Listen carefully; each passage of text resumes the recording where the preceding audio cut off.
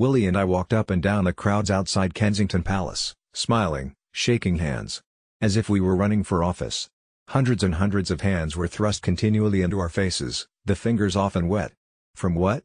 I wondered. Tears, I realized. I disliked how those hands felt. More, I hated how they made me feel. Guilty. Why were all these people crying when I wasn't, and hadn't? I wanted to cry, and I tried to, because Mummy's life had been so sad that she'd felt the need to disappear, to invent this massive charade. But I couldn't squeeze out one drop. Maybe I'd learned too well, absorbed too deeply, the ethos of the family, that crying wasn't an option, ever. I remember the mounds of flowers all around us. I remember feeling unspeakable sorrow and yet being unfailingly polite. I remember old ladies saying, "Oh, my, how polite, the poor boy." I remember muttering thanks, over and over, "Thank you for coming, thank you for saying that, thank you for camping out here for several days." I remember consoling several folks who were prostrate, overcome, as if they knew Mommy, but also thinking, "You didn't, though. You act as if you did, but you didn't know her." Build your own scene. That is, you don't know her. Present tense. After offering ourselves up to the crowds, we went inside Kensington Palace. We entered through two big black doors, into Mummy's apartment, went down a long corridor and into a room off the left. There stood a large coffin. Dark brown, English oak. Am I remembering or imagining that it was draped in a Union Jack? That flag mesmerized me. Maybe because of my boyish war games. Maybe because of my precocious patriotism. Or maybe because I'd been hearing rumblings for days about the flag, the flag, the flag.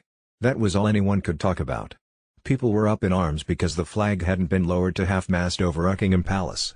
They didn't care that the royal standard never flew at half-mast, no matter what, that it flew when Granny was in residence, and didn't fly when she was away, full stop.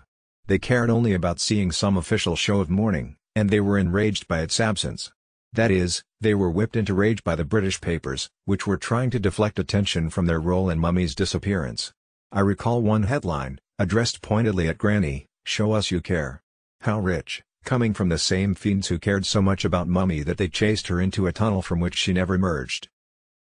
By now I'd overheard this official version of events. Paps chased Mummy through the streets of Paris, then into a tunnel, where her Mercedes crashed into a wall or cement pillar, killing her, her friend, and the driver. Standing before the flag-draped coffin, I asked myself, is Mommy a patriot? What does Mummy really think of Britain? Has anyone bothered to ask her? When will I be able to ask her myself? I can't recollect anything the family said in that moment, to each other or to the coffin. I don't recall a word that passed between me and Willie, though I do remember people around us saying the boys look shell-shocked. Nobody bothered to whisper, as if we were so shell-shocked that we'd gone deaf.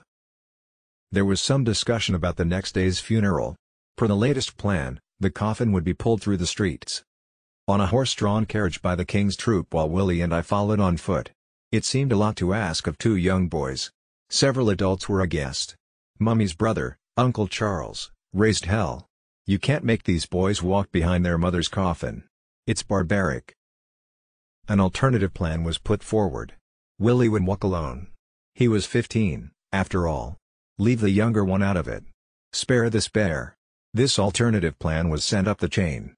Back came the answer. It must be both princes. To garner sympathy, presumably.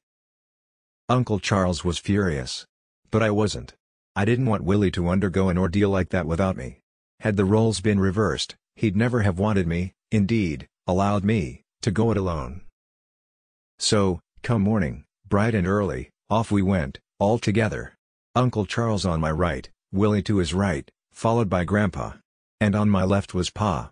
I noted at the start how serene Grandpa looked, as if this was merely another royal engagement. I could see his eyes, clearly, because he was gazing straight ahead. They all were. But I kept mine down on the road. So did Willie. I remember feeling numb. I remember clenching my fists.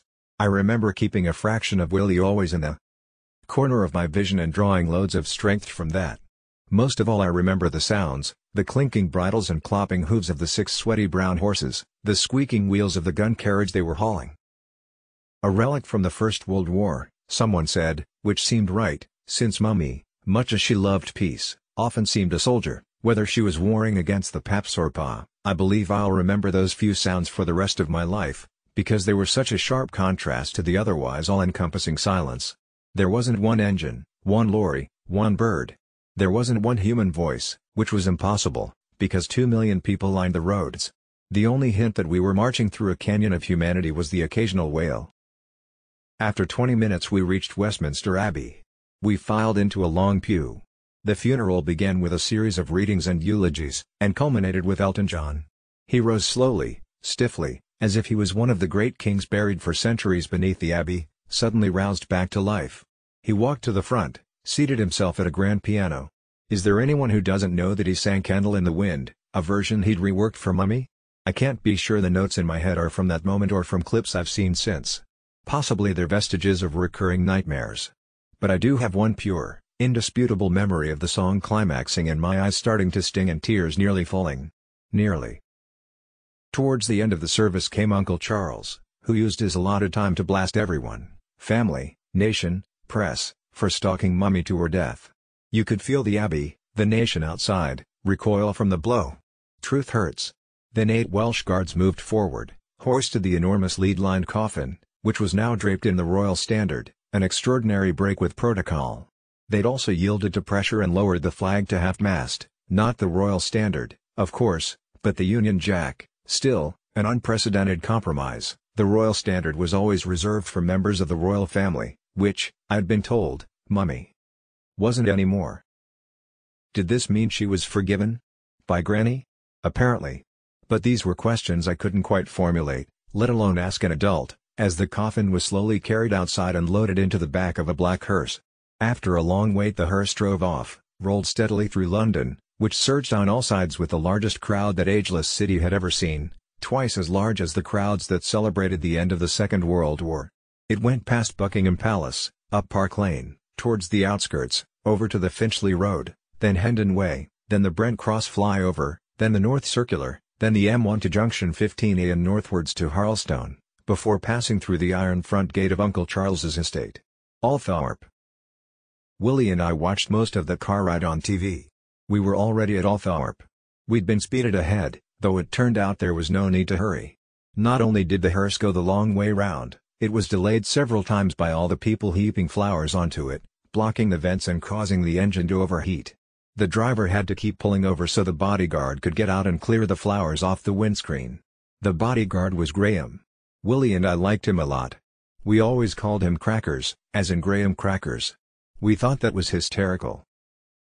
When the hearse finally got to Althorpe the coffin was removed again and carried across the pond, over a green iron bridge hastily positioned by military engineers, to a little island, and there it was placed upon a platform.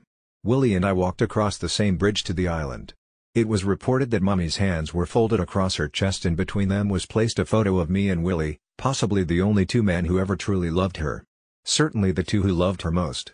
For all eternity we'd be smiling at her in the darkness, and maybe it was this image, as the flag came off and the coffin descended to the bottom of the hole, that finally broke me. My body convulsed and my chin fell and I began to sob uncontrollably into my hands. I felt ashamed of violating the family ethos, but I couldn't hold it in any longer. It's okay, I reassured myself, it's okay. There aren't any cameras around. Besides, I wasn't crying because I believed my mother was in that hole. Or in that coffin. I promised myself I'd never believe that, no matter what anyone said. No, I was crying at the mere idea. It would just be so unbearably tragic, I thought, if it was actually true.